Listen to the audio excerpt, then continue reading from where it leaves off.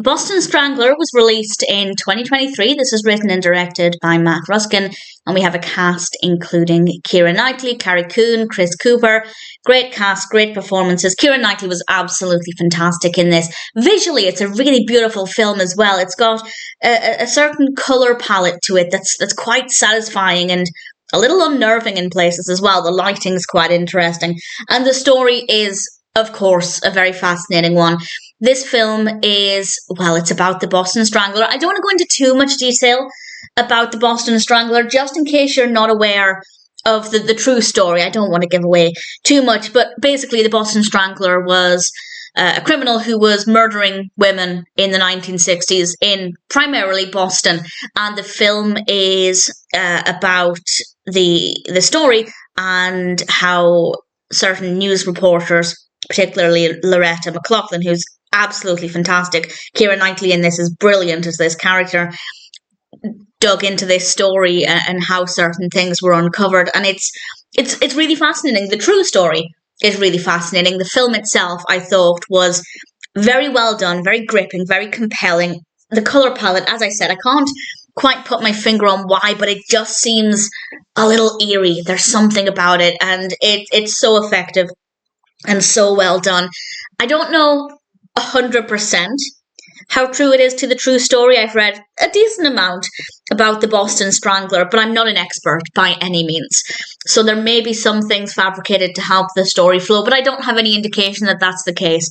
But the point there is that I can't say with absolute certainty that it's 100% accurate, but as far as I know, it's very heavily based on the true story and some of the individuals involved with unraveling this case and finding out the truth and who was responsible for the murders. It's a really powerful film. If you like films based on true crime, I think you'll find this one to be really interesting.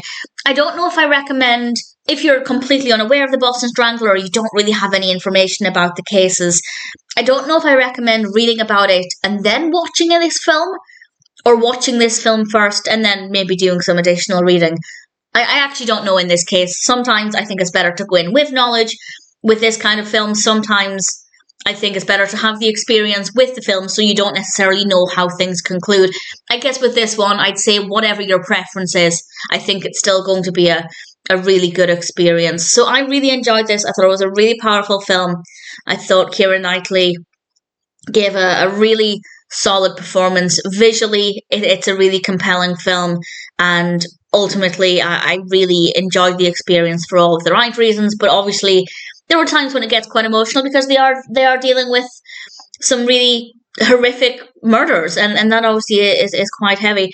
It is also filmed in Boston and various other places in Massachusetts, and I did actually want to watch this when it came out, but I actually went to Boston that year. In fact, when was this released? According to Wikipedia, March. It was released in the March. I went to Boston in November. I was there for Thanksgiving, and I decided I would wait until I'd gone to Boston to watch this, just in case it would enhance the experience. I guess it did a little bit, but you most certainly don't need to have gone to Massachusetts to be able to enjoy this film and to be able to get a lot out of it. I think the emotional response is very strong, at least for me, and in general, I'd say it was a really strong film. Definitely a very powerful story, of course, based on truth. It's a very interesting story if you're not aware of the true story. Even if you decide you don't want to watch this film, I'd say maybe have a little look into the Boston Strangler if you are interested. But I do recommend the film. I thought it was very powerful, very well done. I wouldn't mind watching it again at some point. Not immediately, but certainly at some point in the future. And for now, of course, I am happy to recommend Boston Strangler.